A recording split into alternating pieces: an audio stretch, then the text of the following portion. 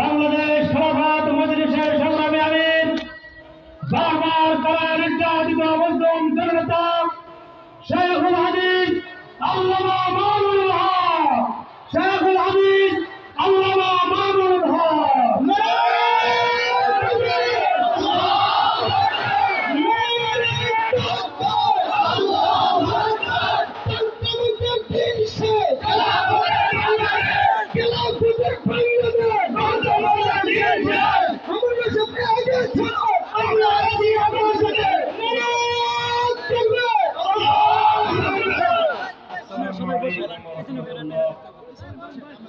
الحمد لله رب العالمين والصلاة والسلام على سيد الأنبياء والمرسلين وعلى آله وأصحابه ومن تبعهم أجمعين.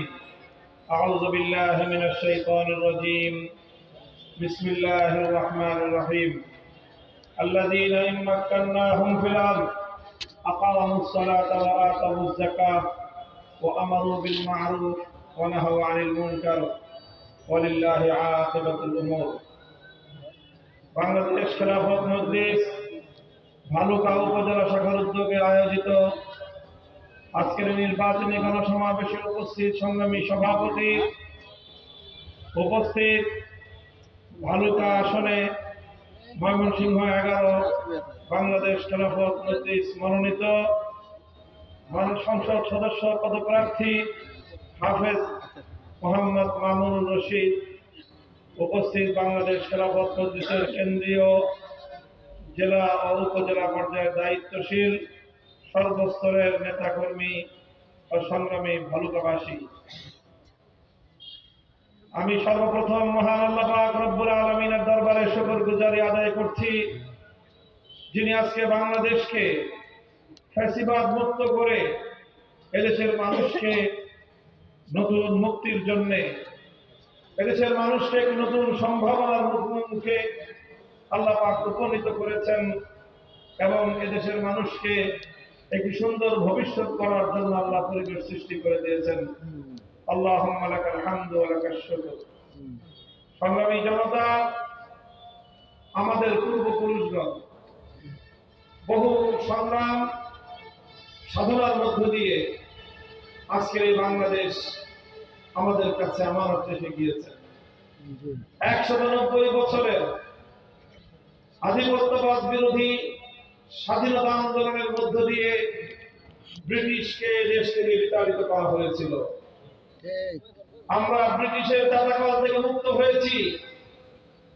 1905 সালে বঙ্গভঙ্গের মধ্য দিয়ে পশ্চিমবঙ্গের দাদাবাবুদের আধিপত্যবাদ থেকে এই দেশকে মুক্ত করার চেষ্টা করা হয়েছিল, কিন্তু সাম্প্রদায়িক উগ্রবাদীদের সহিংস আন্দোলনের মুখে পূর্ববঙ্গকে কেন্দ্র করে মুসলমানদের নতুন উত্থানকে বাধাগ্রস্ত করা হয়েছে, যার প্রেক্ষিতে 1947 সালে এদেশের মানুষ যখনই সুযোগ পেয়েছে তারা বঙ্গভঙ্গ রদের বিরুদ্ধে অবস্থান গ্রহণ করে তারা দিল্লিকে লাল কার্ড দেখিয়েছে, ভারতকে তালাক দিয়ে 1947 সালে মুসলমানদের জন্য আলাদা স্বাধীন আবাস ভূমি গড়ে তোলবার প্রয়াস পেয়েছে।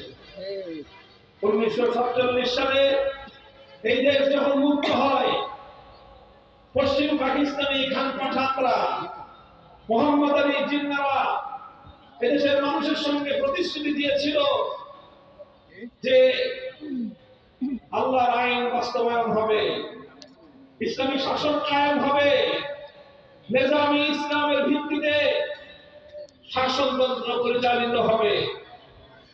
কিন্তু দুঃখজনকভাবে 24 বছর পর্যন্ত পশ্চিম পাকিস্তানি খান পাঠানরা এদেশের মানুষের উপর ন্যায় এবং ইনসাফের শাসন দেওয়ার কথা বলে, কোরআনী শাসন দেওয়ার কথা বলে বৈষম্য, জুলুম এবং অত্যাচারের শাসন চালিয়েছে, যার প্রেক্ষিতে 52, 54, 66, 69, 70-এর পর 71-এর মহান মুক্তিযুদ্ধের মধ্য দিয়ে বাংলার মানুষ খান পাঠানদেরকে ঝাঁটাপেটা করে বিদায় করে। এদেশের মানুষ নতুন স্বাধীনতা লাভ করে। আমরা এভাবেই একে একে তিনটি আধিপত্যবাদকে এদেশ থেকে বিতাড়িত করেছি। ব্রিটিশের আধিপত্যবাদ, পশ্চিমবঙ্গের দাদাবাবুদের আধিপত্যবাদ, পশ্চিম পাকিস্তানি খান পাঠানদের আধিপত্যবাদ, সবগুলোকে ছাটাপেটা করে বিদায় করে রক্তের সাগর পানি দিয়ে লাল মুক্তির স্বাধীনতার সূর্য আমাদের পূর্বপুরুষরা ছিনিয়ে এনে আমাদের জন্য একটি সাম্য, ন্যায়, মানবিক, ইনসাফের বাংলাদেশ গড়বার জন্য আমানত রেখে দিয়েছিল।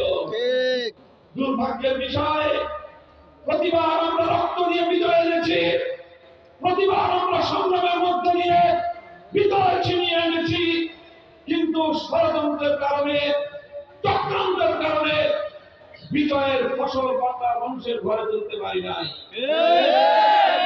1971 মুক্তিযুদ্ধের পরই আধিপত্যবাদী ভারত মুক্তিযুদ্ধের নেতৃত্ব দানকারী শেখ মুজিবুর রহমান সাহেবকে ডেকে নিয়ে তার পকেটে প্রেসক্রিপশন ভরে দিয়ে বাংলাদেশের স্বাধীনতাকে হরণ করার অপচেষ্টা চালিয়েছে। শেখ মুজিবুর রহমান সাহেব স্বাধীনতার পর সর্বপ্রথম বাংলাদেশে না এসে ভারতের প্রধানমন্ত্রী শ্রীমতী ইন্দিরা গান্ধীর কাছে গিয়ে ধর্ণা দিয়েছেন। আসার সময় ইন্দিরা গান্ধীর কাছ থেকে প্রেসক্রিপশন নিয়ে এসে ৭২-এ তিনি একটা সংবিধান প্রণয়ন করেছেন। সেই সংবিধানে ভারতীয় সংবিধানের মূল নীতিগুলোকে কপি করে এনে বাংলাদেশের সংবিধানে পেস্ট করে দিয়ে প্রকারান্তরে বাংলাদেশের স্বাধীনতার মহান মুক্তিযুদ্ধকে ভারত মাতার চরণতলে বলি দেওয়া হয়েছে। এক সাগর রক্তের বিনিময়ে মুক্তিযোদ্ধারা সেই বাংলাদেশ আমাদের কাছে উপহার দিয়ে দিয়েছিল, সেই স্বাধীনতার সুফল আমরা ঘরে তুলতে ব্যর্থ হয়েছি। আজ বলতে লজ্জা লাগে, স্বাধীনতার ৫৫টি বছর অতিক্রান্ত হয়েছে, এত সরকারের পরিবর্তন হয়েছে, আজও পর্যন্ত বাংলাদেশের স্বাধীনতা যুদ্ধে আত্মদানকারী বীর শহীদদের রাষ্ট্রীয়ভাবে কোন তালিকা প্রণয়ন করা হয় না। মুক্তিযুদ্ধের নামে চাঁদাবাজি হয়েছে, মুক্তিযুদ্ধের নামে ভাগ বাটোয়ারা হয়েছে, মুক্তিযুদ্ধকে বিক্রি করে ক্ষমতার মস্তক দখল করা হয়েছে, কিন্তু মুক্তিযুদ্ধে বীর শহীদদের নির্ভুল কোন তালিকা প্রণয়ন করার উদ্যোগ নেওয়া হয় না।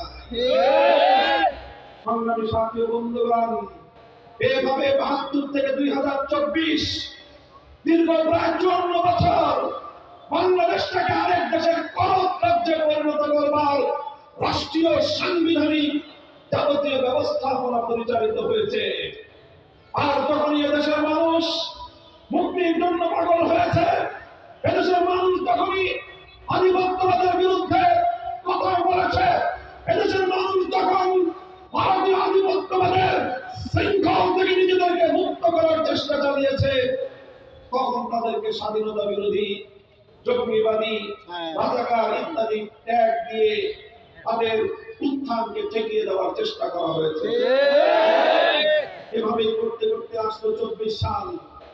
এদেশের ছাত্র জনতা কোটা বিরোধী আন্দোলনে মাঠে নামলো, মেধার ভিত্তিতে বাংলাদেশ গড়বার আহ্বান জানালো, প্রধানমন্ত্রীর চেয়ারে বসে ভারতীয় ভিনদেশী আধিপত্যবাদের কৃতদাসী বাংলার ক্ষমতার মস্তদের দখল দখলকারী শেখ হাসিনা বাংলার ৪ কোটি ছাত্র জনতাকে রাজাকারের বাচ্চা বলে গালি দিল। আমার দেশের ছাত্র জনতা সেদিন সিদ্ধান্ত গ্রহণ করলো, অধিকার চাইলে যদি রাজাকার হতে হয়, যদি মেধার ভিত্তিতে দেশকে গড়বার আওয়াজ তুললে যদি রাজাকার হতে হয়, যদি ভারতীয় আধিপত্যবাদের বিরুদ্ধে মাঠে অবতরণ করলেই যদি রাজাকার হতে হয়, দেশকে বৈষম্যহীনভাবে গড়ে তুলবার সংগ্রাম করলে যদি রাজাকার হতে হয়, প্রতিটি শিক্ষাঙ্গন থেকে রাতের অন্ধকারে আওয়াজ উঠেছিল, আমি কে তুমি কে। সেদিনই মুক্তিযুদ্ধের চিত্রাবাস শেখ হাসিনার ক্ষমতার কফিনে সর্বশেষ পেরেক টুটে গিয়েছিল, বাকি ছিল শুধু জানাজা। ৫ই আগস্ট দুপুর বেলায় জানাজা হয়ে পড়া লাশ যেই দেশের মাল সেই দেশে স্বপ্ন দেখছেন মৃত্যুদণ্ড প্রাপ্ত সেই প্রধান আবার বাংলাদেশে আসবে, বোকার সকলে বসবাস করছে। আবার থেকে যেরকম কোনো বাংলাদেশ কোনোদিন ফিরে আসে না। আল্লাহর ক্ষমতার মসনদ থেকে উত্থান হওয়া ভারতীয় আধিপত্যবাদের কৃতদাসী শেখ হাসিনাও স্বাধীন বাংলার মাটিতে কোনোদিন ফিরে আসবে না।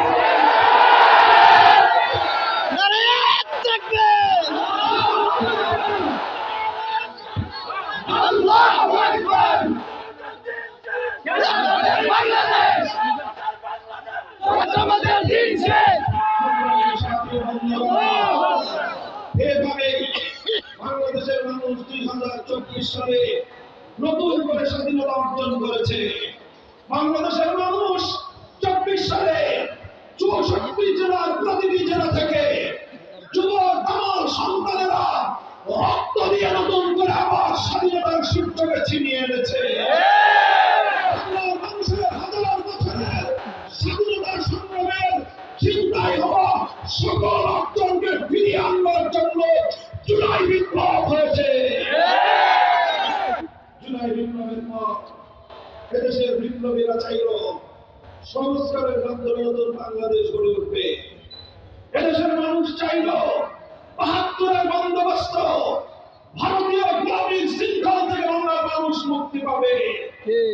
সকল রাজনৈতিক পক্ষ, দেশের জনগণ, ২৪-এর বিপ্লবীরা সবাই একমত যে আগামীর বাংলাদেশ ৪৭-এর বিপ্লব, ৭১-এর মুক্তিযুদ্ধ, ২০১৩ সালের স্বপ্নের চেতনা, ২৪-এর জুলাই বিপ্লবের ভিত্তিতে আগামীর বাংলাদেশ গড়ে উঠতে হবে।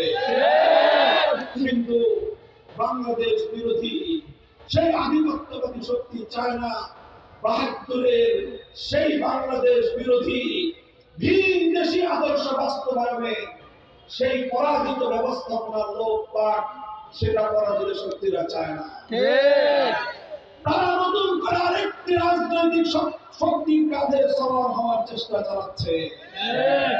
আমরা সতর্ক করতে চাই, জুলাই বিপ্লবের সকল অংশীদারদেরকে আমরা সতর্ক করতে চাই, খবরদার জুলাইয়ের আকাঙ্ক্ষার বিরুদ্ধে বাংলাদেশ বিরোধী পরাজিত শক্তির এজেন্ডা বাস্তবায়নের দায়িত্ব গ্রহণ করবেন না।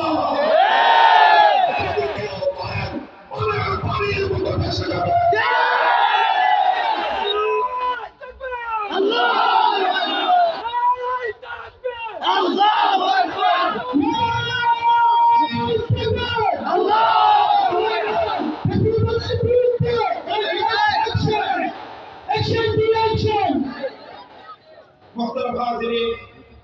আমি পরিষ্কার ভাষায় বলি, ২৪ আমাদেরকে চোখে আঙ্গুল দিয়ে দেখিয়ে দিয়েছে বিপ্লবের জন্য, পরিবর্তনের জন্য বড় রাজনৈতিক দল প্রয়োজন হয় না। আমাদেরকে আমাদের ছেলেরা সন্তানরা আমাদেরকে শিখিয়ে দিয়েছে বিপ্লবের জন্য, পরিবর্তনের জন্য বড় নেতার প্রয়োজন হয় না। তাই যারা মনে করছেন বড় হওয়ার কারণে, বড় নেতা হওয়ার কারণে আপনাদের ছাড়া বাংলাদেশ চলবে না, আমি আপনাদেরকে চিরন্তন ইতিহাসের পাতা নতুন করে অধ্যয়ন করার পরামর্শ দিয়ে বলতে চাই, খবরদার জুলাইয়ের আকাঙ্ক্ষার বিরুদ্ধে অবস্থান নিয়ে ৭২-এর চেতনার পক্ষে দাঁড়ালে বাংলার মানুষ আপনাদেরকে ছুড়ে ফেলতে দুইবার ভাববে না।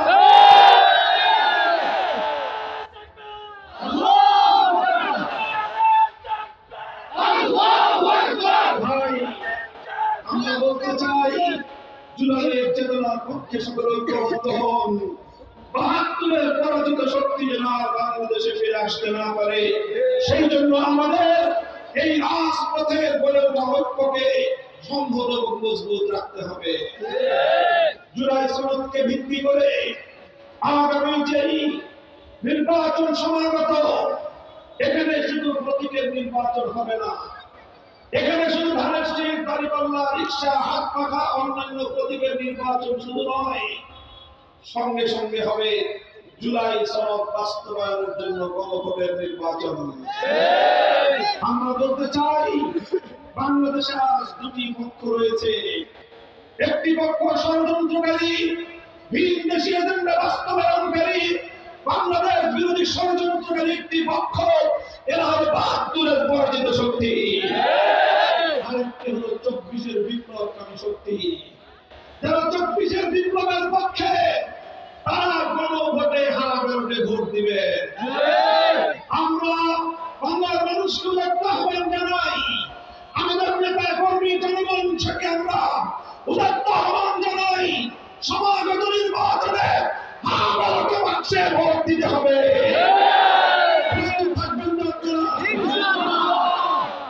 যদি কেউ না ব্যালটের পক্ষে ক্যাম্পেইন করতে আসেন, আগাম বলে দিয়ে রাখি, বাংলার মানুষ আপনাদেরকে কোনদিন গ্রহণ করবে না।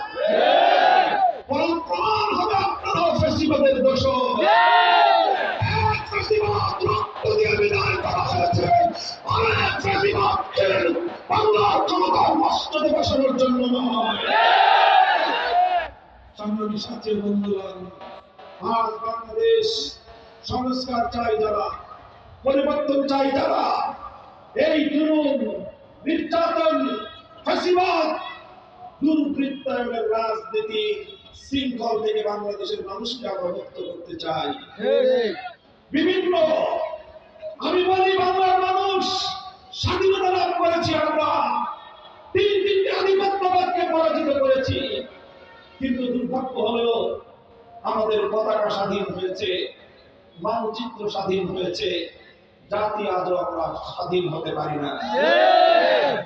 এখনো আমাদের আদালতগুলো পরিচালিত হয় সেই ব্রিটিশ প্রবর্তিত বিচার ব্যবস্থায়। এখনো আমাদের পার্লামেন্ট থেকে নিয়ে সচিবালয়, প্রশাসন পরিচালিত হয় ব্রিটিশ প্রবর্তিত শাসন ব্যবস্থায়। এখন আমাদের শিক্ষা ব্যবস্থা, শিক্ষাঙ্গনগুলো পরিচালিত হয় ব্রিটিশ প্রবর্তিত শিক্ষা ব্যবস্থায়। আমরা আপনাদের কাছে নতুন দিনের স্লোগান নিয়ে এসেছি, আমরা আপনাদেরকে নতুন স্বপ্ন দেখাতে এসেছি, নতুন সূর্যোদয়ের পূর্বাভাস দিতে এসেছি। পতাকা যেমন স্বাধীন হয়েছে, মানচিত্র যেভাবে স্বাধীন হয়েছে, এবার ইনশাআল্লাহ বাংলার মানুষ স্বাধীন হবে ইনশাআল্লাহ। সেই স্বাধীনতার জন্য ব্রিটিশ প্রবর্তিত শাসন ব্যবস্থা, বিচার ব্যবস্থা, শিক্ষা ব্যবস্থা বলতে পরিবর্তন করে আল কোরআনের বিচার এবং শাসন ব্যবস্থা কায়েম করতে চায়।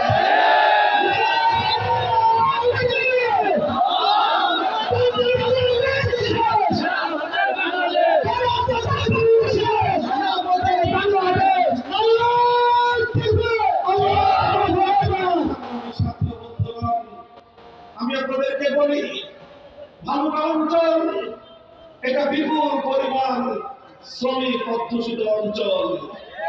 আমার শ্রমিক ভাইরা, জুলাই বিপ্লবের সময় আপনারা কিভাবে রাস্তায় নেমে এসেছিলেন, কিভাবে আপনারা রক্ত দিয়েছিলেন, ছাত্র জনতাকে আপনারা কিভাবে শক্তি আর সাহস জুগিয়েছিলেন, বাংলার আকাশ বাতাস তার সাক্ষী।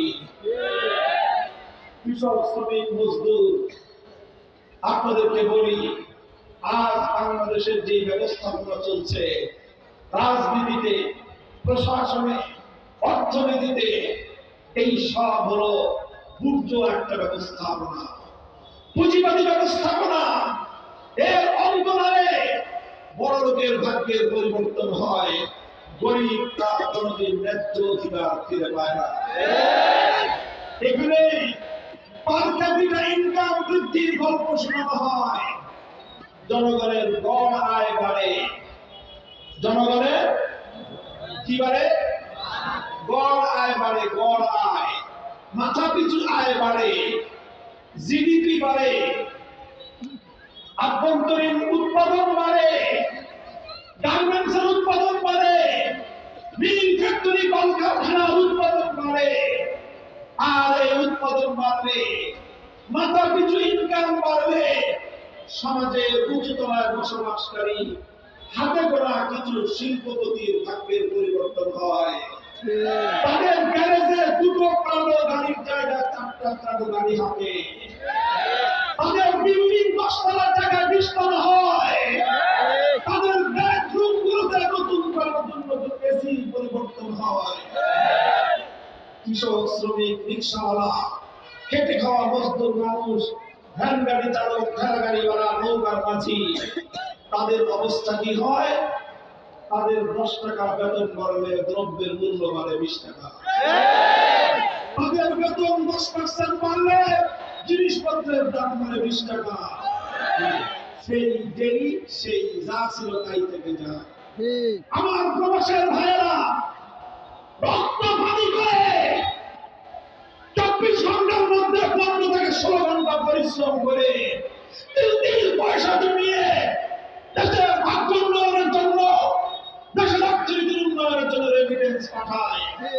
রেমিটেন্স যোদ্ধারা মনে করে আমাদের রেমিটেন্স দিয়ে আমার দেশ, আমার জাতির উন্নতি হবে। তারপর তারা কি শোনে? 28 লক্ষ কোটি টাকা লোপাট করে কানাডায় গিয়ে বেগম পাড়া করা হয়।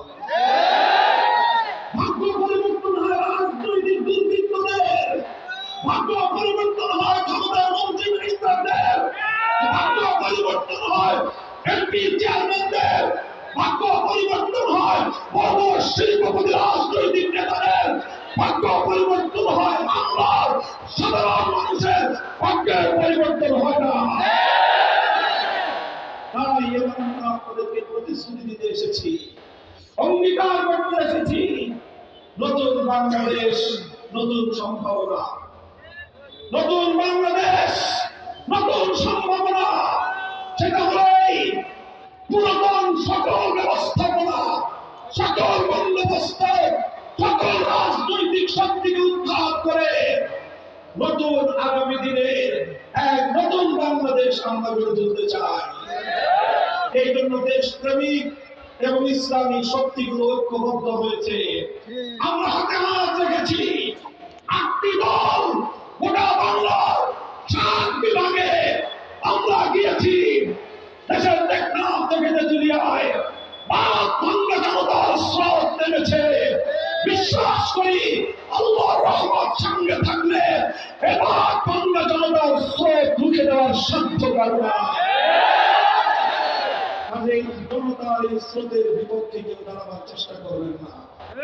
সন্ত্রাসবাদের মাধ্যমে, কালো টাকার মাধ্যমে জনগণের এই জাগরণ ইনশাআল্লাহ ঠেকিয়ে দেওয়া যাবে না। ইনশাআল্লাহ এখনো যারা পিছিয়ে আছেন আমরা সকলকে আহ্বান জানাই, আসুন সেই জমিদারদের মালিকানার দেশ নয়, জনতার মালিকানার দেশ করতে চাই। অধিকার নয়, বিভিন্ন ব্যক্তি শ্রমিক মানুষের অধিকার কায়েম করতে চায়।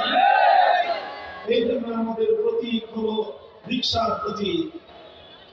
রিক্সা বড় লোকরা চালায়, বলেন রিক্সা চালক কারা কারা আছেন হাত তুলে। রিক্সা যারা চালান অটো হোক আর ম্যানুয়াল হোক, বলেন রিক্সা কেন বড় লোকরা চালায়? আরে বড় লোকরা রিক্সা উঠেই না। রিক্সা প্রতীক গরিবের প্রতীক, রিক্সা প্রতীক মেহনতি মানুষের প্রতীক, যারা মাথার ঘাম পরে ফেলে ফোটা ফোটা ঘাম দিয়ে কানা কানা পয়সা উপার্জন করে সংসার চালায়। নিজের মায়ের মুখে ওষুধ তুলে দেয়, নিজের সন্তানের মুখে একটু দুধ একটু আহার তুলে দেয়, নিজের 3 দিন করে পয়সা দিয়ে নিজের পরিবার, নিজের স্ত্রী পরিজনদের ভরণ পোষণ জোগায়। এবার আপনাদের সরকার কায়েম করতে চাই। আপনারা যেভাবে চাইবেন সেভাবেই বাংলাদেশের অর্থনৈতিক ব্যবস্থা গড়ে তোলা হবে ইনশাআল্লাহ। বড় লোকের সম্পদ থেকে আপনাদের হিস্সা, ন্যায্য হিস্সা আদায় করে দেওয়া হবে।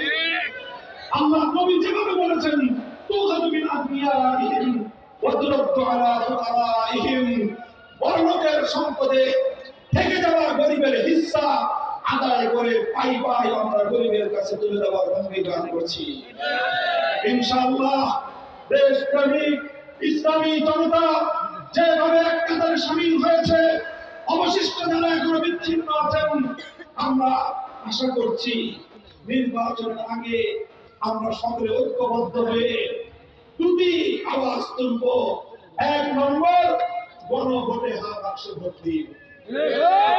2 নম্বর, প্রতিটি আসনে সম্মিলিত দলগুলোর পক্ষ থেকে আসন সমঝোতার ভিত্তিতে যাকে যে আসনে যে প্রতীকে মনোনয়ন দেওয়া হবে ঐক্যবদ্ধভাবে সেই প্রতীককে বিজয়ী করতে হবে। প্রস্তুত থাকবেন তো আপনারা? হাত তুলে বাংলার মানুষকে আপনারা দেখিয়ে দিন ভালোবাসা।